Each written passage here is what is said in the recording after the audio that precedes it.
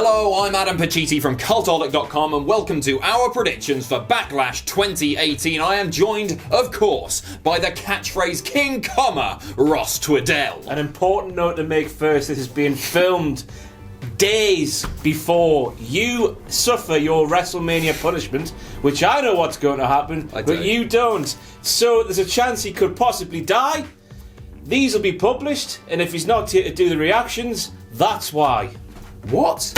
Chance he could possibly die? There is a distinct possibility. I can't lie to you. If I do, just pipe in Leave the Memories Alone on top of this and just release a tribute video. The reactions will be a 20 minutes My Sacrifice performance by Jack the Jobber. I hope I don't die. So, the punishments this time, as voted on by our wonderful patrons, are as follows. The first choice was a green mist to the face, Tajiri style. The second was pelted with rotten fruit. And the third was backlash chops, which... What would that be? Lashes to the back in chop form. It didn't win. The winner is green mist, so the loser will be sprayed in the face. Hey, let's get on with the predictions. First up is Braun Strowman and Bobby Lashley teaming against Sami Zayn and Kevin Owens. Who have you got and why? Braun and Bob, because they are too big, they are too sweaty, and they are too manly. Too manly? Too manly. Too big, manly. Sweaty men. Trying to keep the catchphrase in there. Yeah, no, I got it. I've got the same. Just because Lashley's new. They're a new team. I don't know why Braun didn't just choose Bobby Lashley at WrestleMania. He did all right still. Nicholas, Bobby Lashley wasn't there at WrestleMania. He debuted the night after. I'm sure he was there. Plot holes. All right. Fair enough. This match is a match I don't understand why it's happening though. It just seemed to. I missed last week's Raw, but on this week's Raw, they were in the ring with Roman Reigns, and now they're all friends. So I guess it's just to get them on the card. Yeah, and that's about it. Yeah, they're winning. They're winning. Yeah, there you go. And next up we have Daniel Bryan versus 7 foot tall. Isn't that great? Big Cass. Who are you taking and why? He's massive. This is a tough one. I mean, Big Cass, as we're filming this, last night just brought out a little person to berate, which makes me think that he's gonna lose. This because is that's why bullying again, isn't it? I would agree with you. Before this week's SmackDown, it was a very hard pick. But after you kick a little person in the face, I think you've backed yourself into a corner there, and you're going to take the L. So I'm taking Daniel Bryan because he assaulted a little person. Yes, on national television. I'm in two minds on this because we all want to see the feud Miz versus Bryan happen sooner rather than later. I'm wondering if the Miz is going to interfere. And he's cost Bryan. He is, but he could do two things. I think he's losing later. Do you? Spoilers. Jeez. So, you know what? No, I'm going to take Bryan as well for this one. I don't see that much potential in Cash. Cash? He's certainly not that. No, he's certainly not that. He's tall and he's boring. But yeah, I'm taking Bryan. Next up is Samoa Joe versus. Do it. Give them what they want. There it is. Who have you got and why? Samoa Joe. Have you? Okay. Yes, I have. I think that he's the next challenger for AJ Styles' WWE Championship. Spoiler? Yes, I've done it myself. I'm a bad human being. But yeah, I think a big victory here against a very big dog, and that's going to stand him in good stead to challenge a man who may or may not have a set of functioning testicles after Sunday. Sure. Okay, I'm taking Roman Reigns for this one. Just because it's an absolute injustice. He was screwed at the greatest Royal Rumble in the cage match with Brock. Amen. His feet did touch first. They did. Rewatched it again and again. Yeah, so the referees be made the scapegoat. Well, I feel sorry for you, Chad. Yeah. For me, yeah, I think they're going to try and get some of Reigns' momentum back with a win over Samoa Joe in a match that doesn't mean that much. I think Samoa Joe specifically has done a really great job in building this match. I mean, if most of the matches in the card, this has at least had a little bit of build. Yeah, true. It went away for a bit and it's come back again. I think it'll be a good match. Yeah, I think it'll be one of the strong matches on the card. Yeah, it should. Probably be the best one, maybe. Oh, AJ Nakamura, maybe. They're teasing us, aren't they? They're tickling our proverbials. Testicles. And next up we have the SmackDown Live Women's Championship match between Carmella and Charlotte Flair, who may or may not be known as Charlotte Flair these days. The graphic doesn't have Flair. No, nor Flair. Flair. Flair. I like Flair. People say, who are you taking and why? I am taking for this one Carmella with an assist from the Iconics. I think they're going to set them up. They're three of the most annoying people in the best way possible on SmackDown, and I quite like them as a trio, and I think it's a useful device to keep the belt on Carmella a little bit longer, to have the two additional bodies in her team. I concur with you wholeheartedly. Thank you. Say it. That's it. That's your lot. Next up for the Raw Women's Championship is Nia Jax, the champion, taking on Alexa Bliss. Who have you got and why? Nia Jax. Okay, why?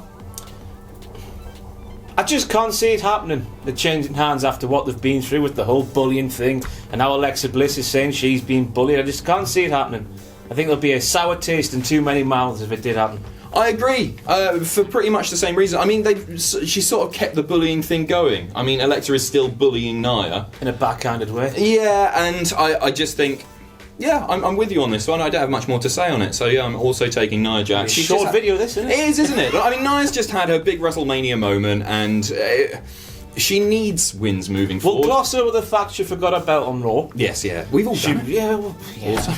Pants fall down all the time, don't they? No, I'm not Jack. And next up for the United States Championship, we have champion Jeff Hardy versus Randy Orton. Who are you taking and why? I am taking for this one the Viper. Despite the fact that it means it's going to be a very, very short reign for Jeff, we saw something on SmackDown this week which was actually, it made Randy Orton interesting, which is something that he hasn't done for a long time, in that he was unpredictable. Following the match, the tag match, he RKO's Jeff Hardy. That's all he does. He just waltzes onto SmackDown, RKO someone, goes on. No, I know, but it's Jeff Hardy, a face, and it's that sort of tweener character. I hope it evolves into heel Orton, which is the best Orton by a mile. He's stale as a face, and I'm not suggesting that we're going to get full-on heel Orton. I'm not suggesting a turn.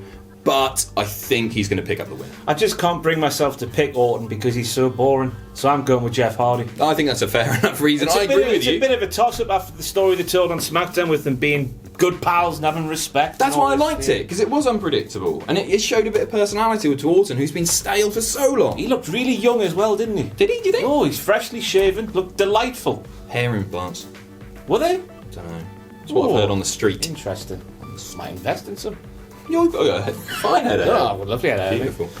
And next up for the Intercontinental Championship, we have Seth Rollins versus The Miz. Who are you taking and why?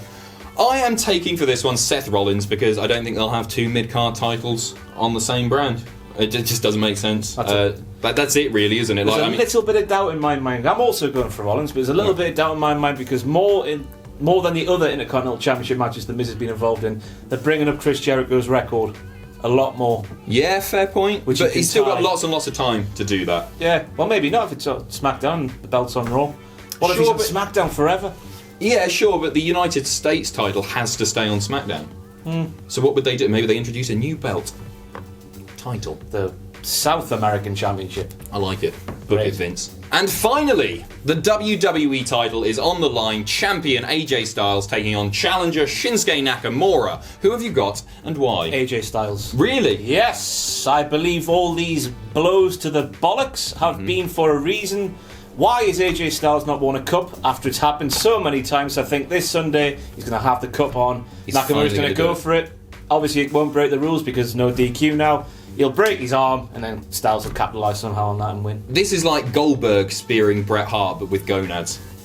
Do you reckon Shinsuke's going to get the uppercut and then sell the arm like mad? Is this an inside scoop that AJ Styles' balls no longer work? No, that's not what I'm saying. I'm saying if the cup's there, he goes for the uppercut. Oh no, my poor arm. Yeah, with the steel chest thing. Oh yeah. Oh no, not the retirement thing. No, I'm not suggesting. AJ's bollocks are retired now. They can no longer compete. They're going to fall off a bicycle soon. Okay, that makes sense. Yeah. Why hasn't he worn a cup up until now? I am taking Shinsuke Nakamura on this one. Ballsy of you, that. It is ballsy. What's he like? That's not Ross. Yeah, I don't know. I think Shinsuke as a heel has been more compelling than he has been since coming up to the main roster. This has been going on for a while with, I don't want to call them lackluster matches, but matches which have been more disappointing. They're purposefully underwhelming. Yeah, they are. And I think this one is going to be... a big one. Yeah, this one's going to be... this one's going to be the blow-away match. And it's going to be great. And I think Shinsuke's going to win and be a detestable heel with the belt on his shoulder. Sean Connery. Sorry. No speak English. So, those. What? Keep going. Sorry. Those are our predictions for WWE Backlash 2018. But before we go, just in case, just for my peace of mind, for the peace of mind of everyone at home, just in case something does happen, I'm going to give you this time to say a little goodbye, which we can then put on the end of Jack the Jobber's My Sacrifice performance from you from beyond the grave. It's just, better to be safe than sorry, isn't it? Well, first of all, I don't know what's going to happen to me over the next few days when we film this punishment. I don't want to speculate. I'm imagining the worst, but I hope it's not. If I do perish for this stupid YouTube channel, then it has been a pleasure serving you, my friends, and continue supporting. Why am I doing this? This is so morbid. Continue supporting my hero, Ross Twaddell, my hero, Jack the Jobber, and Sam, and Richard Tubman, our editor, Justin Henry, our new writer. They're good guys. Not Matthew, though. No, Matthew as well. Lovely chap. Not Jen either. Not Jen. Pissed to her. All of them, just great lads. And lass. And it's been an honour. Thank you so much. Drinking rules, as always, will be posted to Facebook, Twitter, and Instagram. So go and follow all of those accounts. And what else is there to say? Join us. Join us. Potentially. Maybe, if I'm still here. All the best. Please don't die. Please don't die.